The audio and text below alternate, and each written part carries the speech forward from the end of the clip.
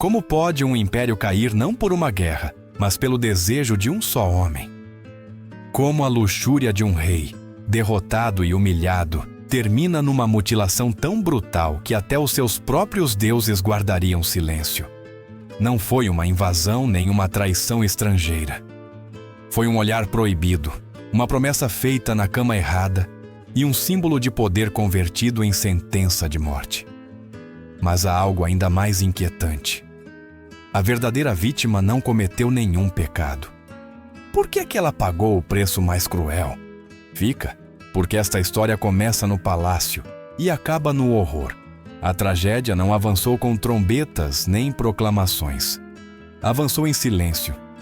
Xerxes regressou a Susa após a humilhação da Grécia. Os seus exércitos, que pareciam infinitos, tinham sido vencidos em Salamina e Plateias. O homem que se cria um deus voltou com o poder intacto, mas com o orgulho quebrado.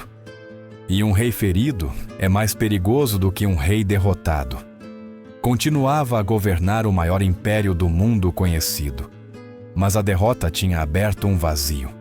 Precisava de se reafirmar, de demonstrar que ainda podia tomar o que quisesse. Não era uma questão de política nem de estratégia, era domínio. Era a urgência de apagar a vergonha com uma vitória íntima. Não escolheu uma concubina anônima entre milhares. Escolheu o proibido, a esposa do seu próprio irmão, Masistes, uma mulher intocável pelo sangue e pela lei. Segundo os cronistas, a mais bela do império. Xerxes observava-a em banquetes e cerimônias, com um olhar fixo, insistente, impossível de ignorar. Masistes, general leal e respeitado, parecia não o ver. Ou talvez entendesse que ignorar o olhar do rei era a única forma de sobreviver. Mas o desejo de Xerxes deixou de ser atração e tornou-se obsessão. O governante que tinha lançado ponte sobre o Helesponto não estava habituado à negação e decidiu agir. Enviou presentes, mensageiros, promessas veladas. A pressão foi sutil no princípio, constante depois. Na corte persa, o rei não pede, espera que lhe seja oferecido. A esposa de Masistes ficou presa sob o olhar do leão. Então aconteceu o impensável. Ela recusou trair o seu esposo. Para Xerxes, aquilo não foi uma simples rejeição. Foi uma humilhação mais profunda do que qualquer derrota militar. Nesse instante, o desejo mudou de forma. Tornou-se obscuro e começou a procurar um caminho distinto. A recusa não apagou o desejo de Xerxes, transformou-o. Não podia tomá-la pela força sem provocar uma catástrofe. A esposa de Masistes não era uma mulher qualquer. Era a esposa de um general amado pelo exército. Tocar na sua honra significava acender uma guerra civil. O rei sabia-o. E precisamente por isso começou a pensar com frieza. O desejo deixou de ser impulso e tornou-se cálculo. Se não podia possuí-la abertamente, encontraria outra forma de a dominar, de a castigar, de a destruir sem manchar as mãos.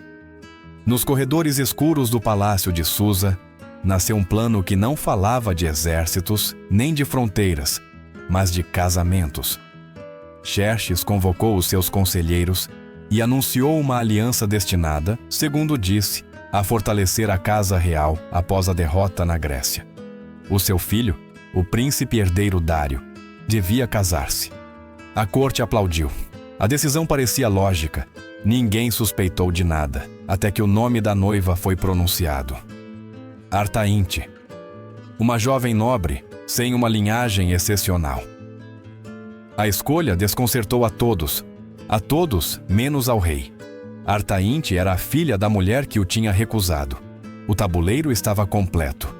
Xerxes não tinha renunciado à sua obsessão. Simplesmente a tinha deslocado. O casamento foi celebrado com um luxo desmedido.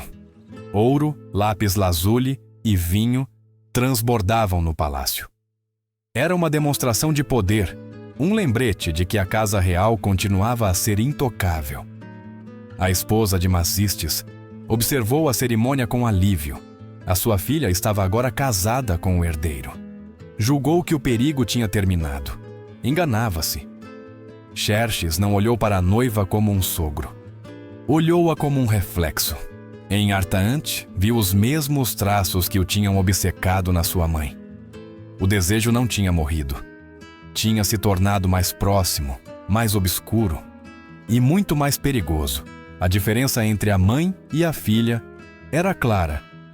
A esposa de Macistes tinha demonstrado uma lealdade inabalável e uma vontade que nem sequer o rei tinha conseguido quebrar. Artainte, em contrapartida, era jovem, impressionável e acabava de entrar num casamento onde o verdadeiro poder não residia no seu esposo. Dário, o herdeiro, vivia sob a sombra esmagadora do seu pai. No palácio, todos o sabiam. Xerxes não esperou. A sedução começou quase de imediato, envolvida em gestos aparentemente inocentes. Olhares prolongados nos jardins, presentes entregues em privado por eunucos de confiança, encontros fortuitos em corredores vazios. Artainte sentia medo, mas também uma fascinação perigosa. O homem que a desejava não era apenas o seu sogro. Era o rei dos reis, uma figura quase divina. Ao contrário da sua mãe, Artainte não resistiu durante muito tempo. A pressão constante, a adulação e o terror misturaram-se até quebrar a sua vontade. A relação começou em segredo, em alas esquecidas do palácio antes do amanhecer. Cada encontro era uma traição acumulada. Xerxes traía o seu irmão Masistes, traía o seu próprio filho Dário, e Artainte traía o esposo com quem acabava de casar-se. A imprudência do rei era total. Tinha estado disposto a arriscar uma guerra civil pela mãe. Agora, arriscava a estabilidade da sucessão pela filha. O homem derrotado na Grécia já não calculava consequências. Só tentava preencher o vazio que o seu poder ferido tinha deixado. Mas o palácio persa tinha mais olhos do que os guardas imortais. Tinha os olhos de Amestris. A rainha conhecia as infidelidades do seu esposo e tolerava-as quando eram insignificantes. Concubinas e escravas não ameaçavam a sua posição nem a linha de sucessão. Isto era diferente. Artainte não era uma amante qualquer. Era família. Era a esposa do futuro rei. Amestris começou a notar a mudança. As joias que Dário não tinha oferecido. A segurança crescente da jovem. As ausências. Os olhares, as peças começaram a encaixar. E enquanto a aventura se intensificava, Xerxes estava prestes a cometer o erro que tornaria impossível qualquer recuo. No ponto mais alto da sua imprudência, Xerxes cruzou a linha que separa o segredo do escândalo. Embriagado pelo poder e pela sensação de domínio absoluto, fez a Artainte uma promessa real, uma promessa sem limites. Disse-lhe que pedisse o que quisesse e que seria seu. Na Pérsia, a palavra do rei não admitia recuo. Artainte não pediu ouro nem terras, não pediu cidades nem exércitos. Pediu aquilo que simbolizava o coração do poder no palácio. Queria o manto. Não qualquer manto, mas o tecido pelas próprias mãos da rainha Amestris, um presente íntimo e sagrado, a prova visível do vínculo entre o rei dos reis e a sua esposa. Ao ouvir o pedido, Xerxes compreendeu o desastre. O desejo evaporou-se, substituído por um medo gelado. Aquele manto não era uma peça de vestuário. Era um emblema. Entregá-lo significava humilhar publicamente a rainha e declarar que a amante tinha ocupado o seu lugar. O rei tentou dissuadi-la. Ofereceu-lhe riquezas incalculáveis, territórios, honras. Suplicou-lhe que pedisse qualquer outra coisa. Artainte recusou. Tinha provado o poder que exercia sobre o rei e não estava disposta a soltá-lo. Xerxes ficou preso entre o seu juramento imprudente e o terror, a fúria de Amestris. Escolheu o caminho cobarde. Honrou a promessa. O manto passou das mãos da rainha para as da amante. No dia seguinte, perante nobres, generais e sátrapas, Artainte apareceu a usá-lo. Cada passo era uma afronta calculada, e Amestris viu-o. Não precisou de explicações. A humilhação foi total, pública e irreversível. A Mestres não reagiu de imediato. Não gritou, não acusou, não expôs a sua ira perante a corte. Sabia que o poder não se exerce com impulsos, mas com paciência. A humilhação tinha sido pública, mas a resposta devia ser silenciosa e definitiva. Na sua mente, Artaínte não podia ser a autora real do ataque. Era jovem, imprudente, demasiado visível. Alguém devia tê-la guiado, alguém com motivos para a aferir. As recordações conduziram a Mestres a uma única figura, a esposa de Mazistes, a mulher que tinha recusado o rei, a primeira humilhação. Na lógica da rainha, tudo encaixava. A mãe tinha utilizado a filha para se vingar. Artaínte era apenas o instrumento. A conclusão era errônea, mas perfeita para justificar o castigo. A Mestres não podia tocar na amante do rei sem provocar um escândalo imediato.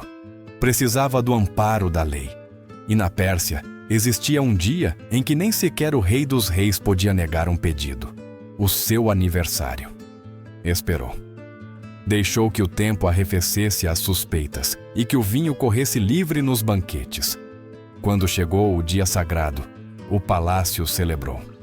Xerxes, embriagado e confiante, sentia-se invulnerável. Foi então que a rainha avançou. Não pediu ouro nem honras, não pediu territórios nem privilégios. Pronunciou uma única solicitação: que lhe fosse entregue a esposa de Mazistes. O silêncio caiu sobre o salão. Xerxes compreendeu instantaneamente o que aquilo significava. Tentou dissuadi-la, suplicou, mas o juramento era absoluto. E mais uma vez, o rei cedeu. A vingança de Amestres tinha sido autorizada. A esposa de Mazistes foi retirada dos seus aposentos, sem explicação nem julgamento. Ninguém pronunciou uma acusação. No palácio persa, quando a ordem provinha da rainha, o silêncio era a única resposta permitida. A mulher não entendia o seu crime, mas compreendia que o seu destino já estava selado. Amestres não procurou uma morte rápida, procurou uma lição. A vingança foi executada com uma precisão aterradora, como um ritual destinado a apagar algo mais do que um corpo. Os seios foram cortados, depois o nariz, as orelhas e os lábios. Finalmente, a língua foi arrancada para que não pudesse defender-se nem denunciar. Não foi um acesso de raiva, mas uma sentença pensada para destruir a identidade antes da vida. O castigo não terminou ali. As partes mutiladas foram atiradas aos cães do palácio. A vítima devia continuar viva, tornar-se uma mensagem, numa advertência silenciosa do que acontecia a quem, segundo a rainha, desafiava a sua posição. O corpo destroçado foi devolvido a Mazistes, não como ato de piedade, mas como provocação. Ao ver a sua esposa, o general compreendeu que o seu irmão tinha permitido aquela atrocidade. A lealdade que tinha mantido durante anos quebrou-se num instante. Já não havia honra nem família que o prendessem à corte.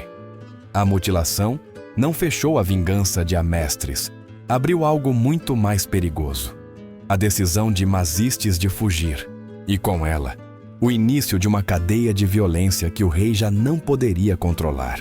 Mazistes já não era um general leal, mas um homem quebrado. O corpo mutilado da sua esposa tinha destruído qualquer resto de obediência. Xerxes sabia-o. E em vez de proteger o seu irmão, escolheu assegurar o seu próprio silêncio. O rei mandou chamar Mazistes em privado. Não falou de justiça nem de castigo. Ofereceu-lhe uma saída envolta em honra, uma nova esposa. Não uma mulher qualquer, mas uma das filhas do próprio Xerxes. Aceitar significava apagar o passado, selar a atrocidade com um vínculo impossível de recusar sem consequências. Era uma ordem disfarçada de favor. Mazistes entendeu a mensagem.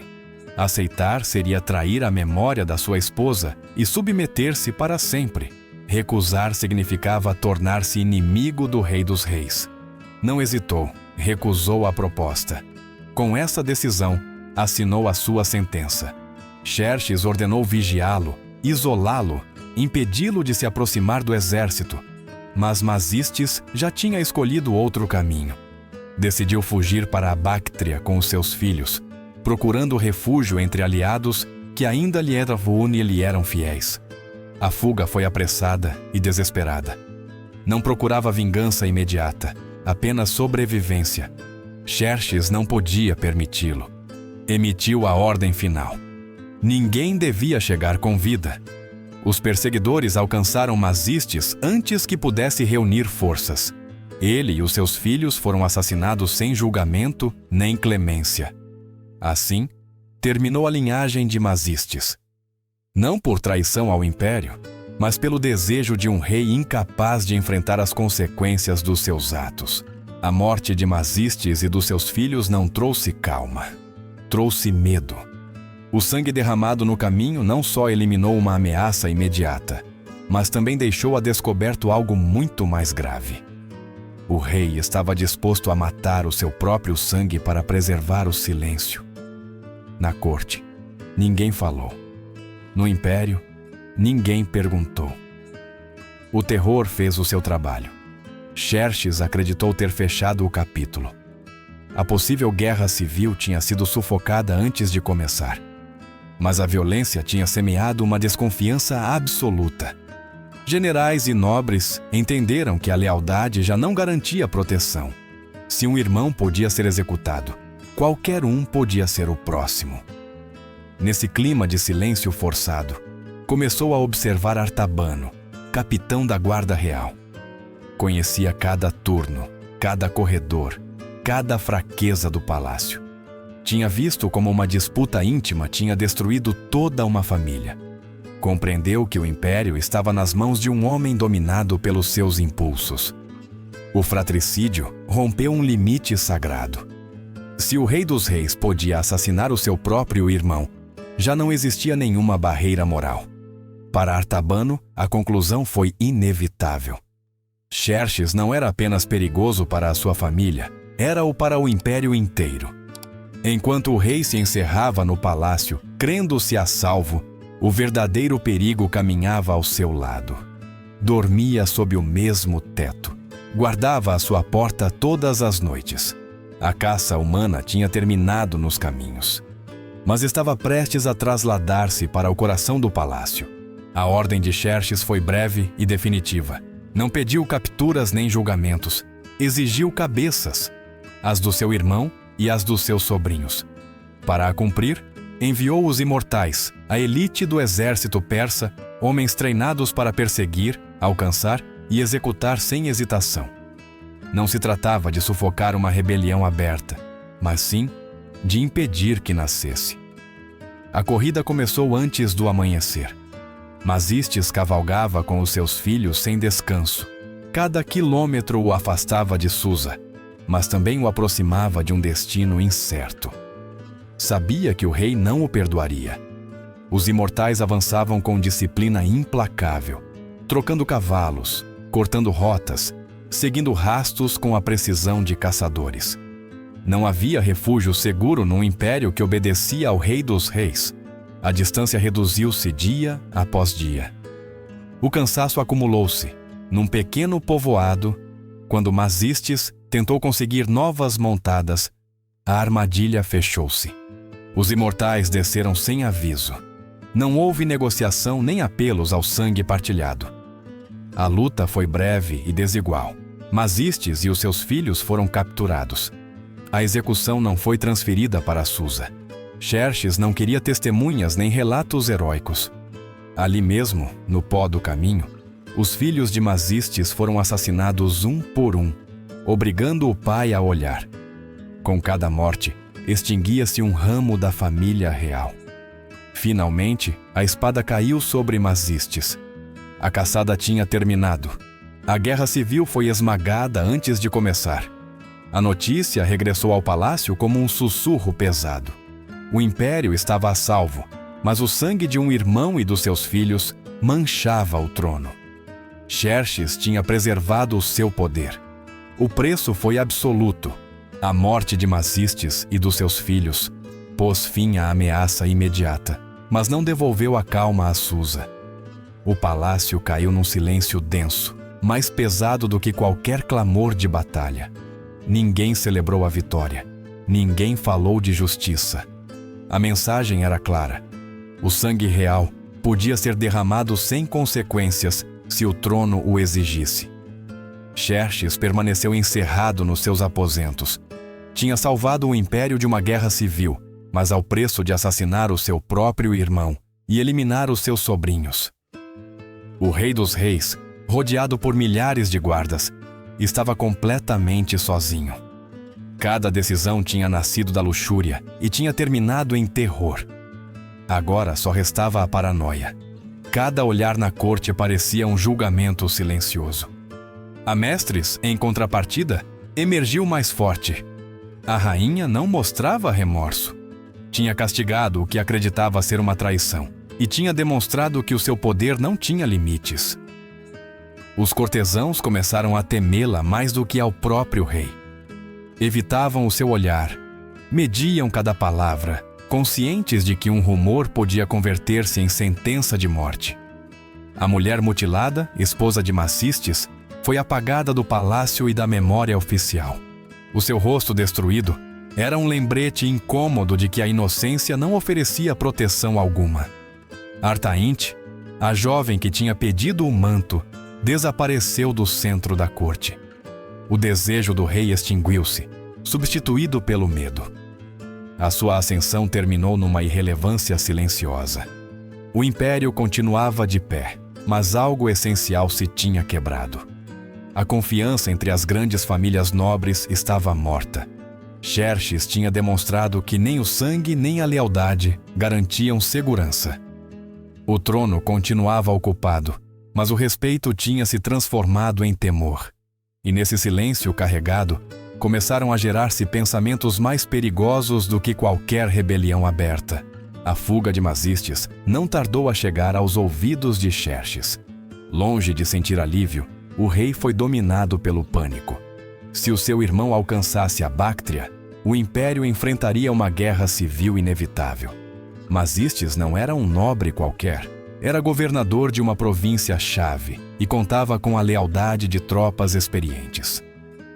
Xerxes compreendeu que tinha perdido o controle da situação e reagiu como fazem os tiranos encurralados. A ordem foi imediata e brutal. Não devia haver negociações nem capturas. Mazistes e os seus filhos deviam morrer. Para isso, o rei enviou os imortais, a elite do exército persa, homens treinados para obedecer sem questionar e matar sem hesitar. Não partiram como um exército, mas como caçadores.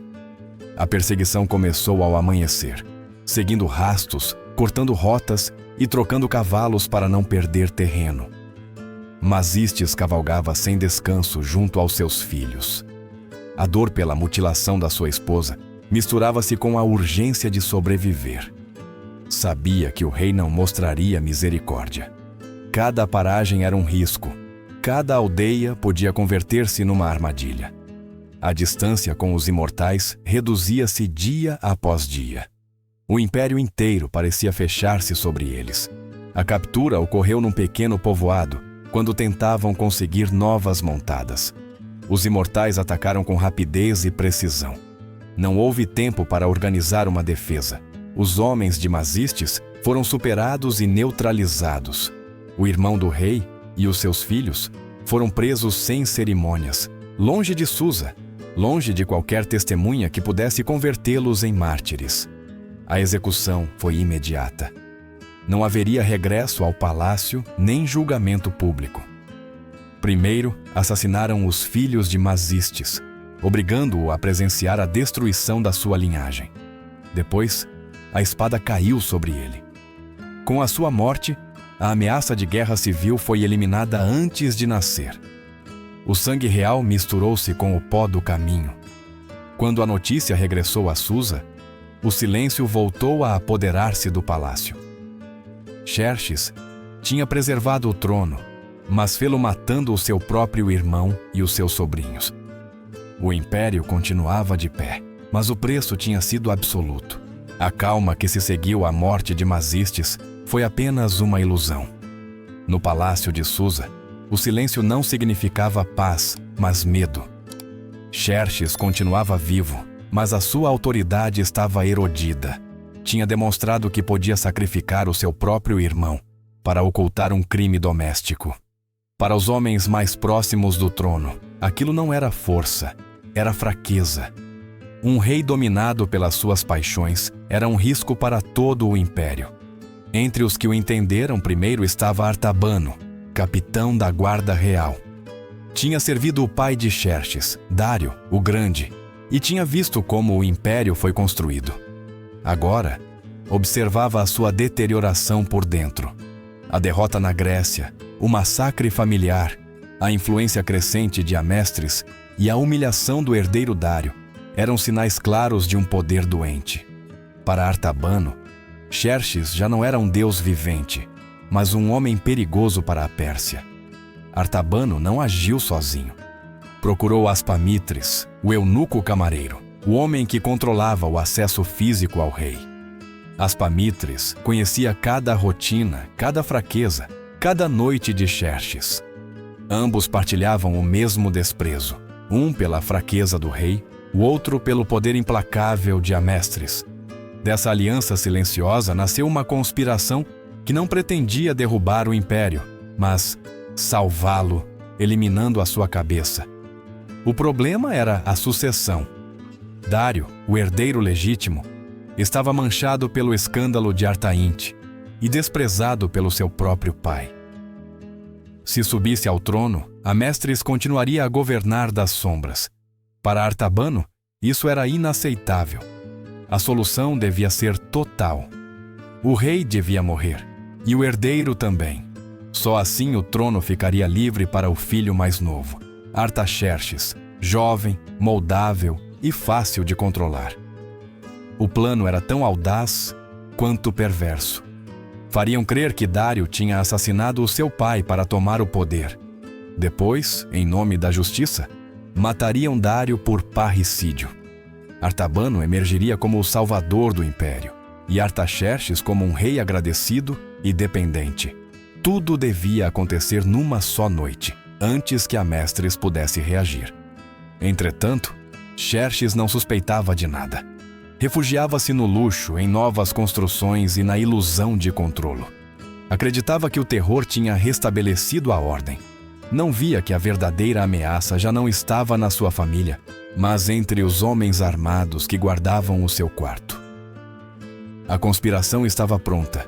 O rei que tinha sacrificado o seu irmão por luxúria estava prestes a ser sacrificado pela sua própria guarda.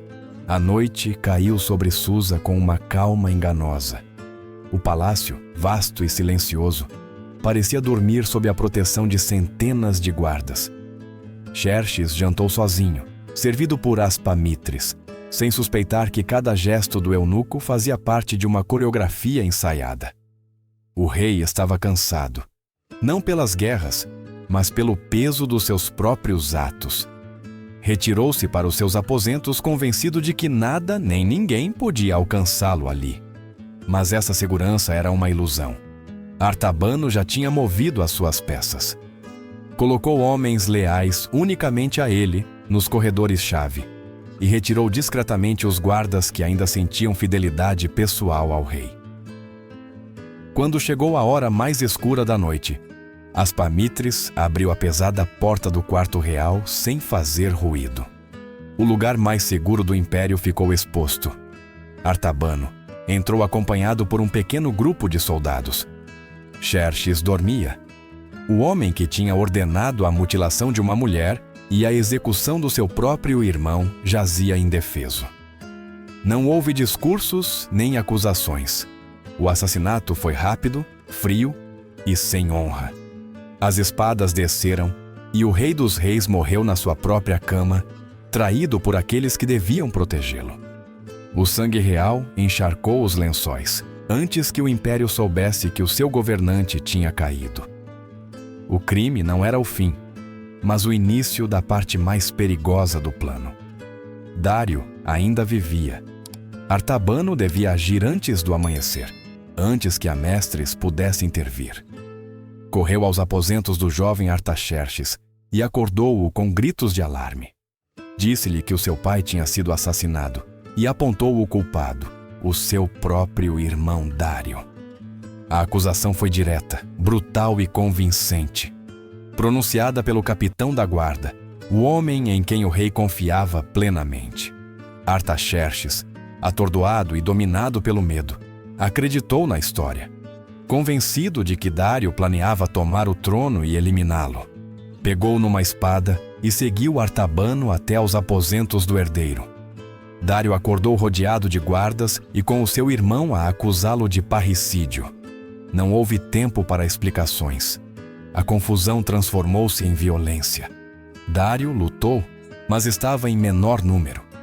Em poucos instantes, o herdeiro legítimo caiu morto, assassinado em nome de uma mentira cuidadosamente construída. Quando o amanhecer chegou a Susa, o império despertou para uma nova realidade. Xerxes estava morto.